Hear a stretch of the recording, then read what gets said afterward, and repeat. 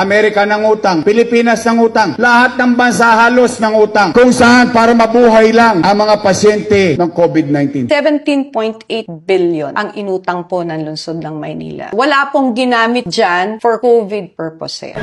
Kaya daw sila nangutang at kaya daw sila nagbenta para daw may mabigay na ayuda.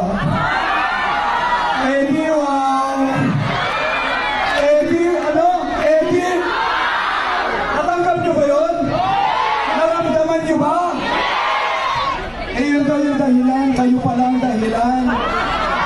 Pero alam nyo ba sasabihin ko sa inyo? Sa dinami-dami ng lungsod sa Pilipinas, Maynila lang ang nangutang at nagbenta ng ari-arian.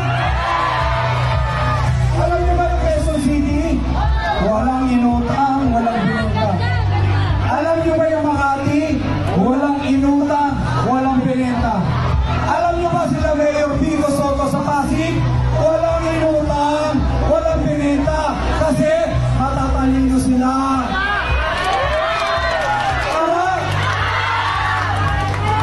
Ang tanong, ba't nila binenta? Sa kanila ba yun? Ba't nila binenta? At kailangan nila mangutang para maubos nila yung kabayan. Tama. Inuubos nila. Ngayon, kung may problema ka, pag nagkaroon ng problema ulit Maynila, ano gagawin? Yun ulit? Mag-isip-isip kayo.